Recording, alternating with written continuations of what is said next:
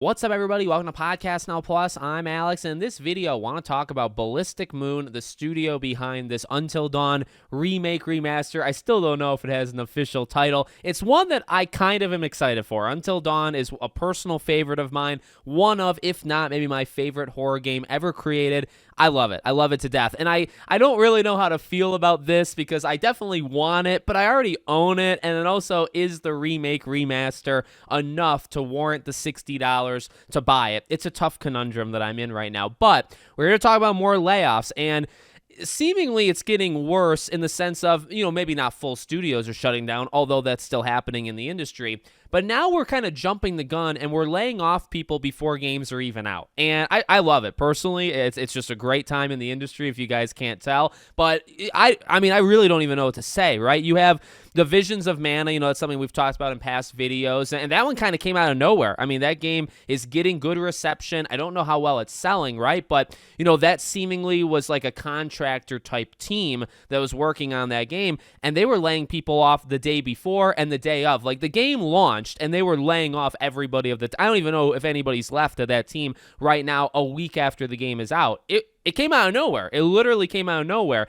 Well, to not be, like one-upped or anything, this studio, Ballistic Moon, they're laying off people a month before their game comes out. I thought Visions of Mana was bad, shutting down the whole team, the day the game comes out. How about this, where, now, okay, a couple things, and I want to be fair, I don't know what situation that they're in, honestly, from reading their kind of statement, right? So yesterday, it was reported that a couple people had been let go. I think the number was around 11, right? So that was the rumor. It was a rumor, but people were literally posting that they were laid off. So it's like it was happening. We just didn't know how bad. Today, they acknowledged it, and I believe their word was significant, a significant cut to their staff. Now, to be fair to everybody, what it sounds like, and I guess you can kind of already infer this, right? This is also like a contracting type team. They really have no allegiance, no kind of partnership, and in a way, I really like that. I actually wish we had more teams like that. On the other side of things, it's actually quite risky, as we've seen with Visions of Mana and now this, right? Where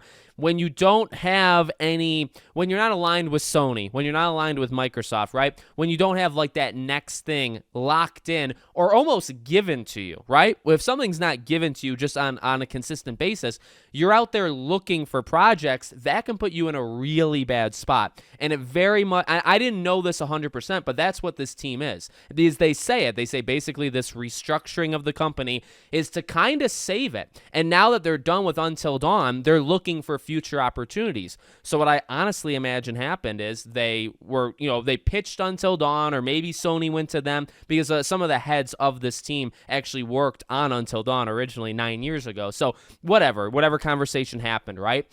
They finished the game. They haven't announced that it went gold, but I imagine it went gold by now. And then now they got nothing. Now they don't have a project, so they still employ all these people, but they weren't just kind of like gifted like a Christmas gift, right? Their next video game, they got to go out and work on partnerships and find somebody to do something with. And right now they have none. I do understand it, right? I feel for the people, and again, like, it looks good. I think this is a talented group of folks, and I think a lot of people were kind of secretly hoping that this studio can maybe make like an Until Dawn 2. Like, Until Dawn did well. I say it over and over and over again. Until Dawn sold well. Sony barely marketed it. I don't think they did a good job with that at all, but it was a good game. Not only was it a good kind of critical game, but also commercially, it was really, really good as well. Hence why you get something like this. Like, they weren't going to do this with a game that got nothing. So, this is also, again, as I said, a team made up of some people that worked on Until Dawn. So,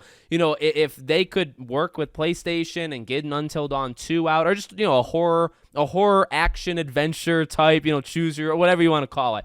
If you could do that, that would be freaking awesome, right? So hopefully, obviously they're still around and there's still people working there. So I hope that the people that were let go, I hope they land on their feet. And I hope the team that is still there, I hope they're able to find something. But I really think they are, if they want to be like a remake studio, I'm sure they'll find work. And then also, maybe you could get them to do an Until Dawn 2. Like, is that in them, in their capabilities, right? Maybe it is. Hopefully it is, right? So let me know what you guys think in the comments. Make sure you're subscribed to the channel, bell icon turned on, and I hope to see you all on the next one.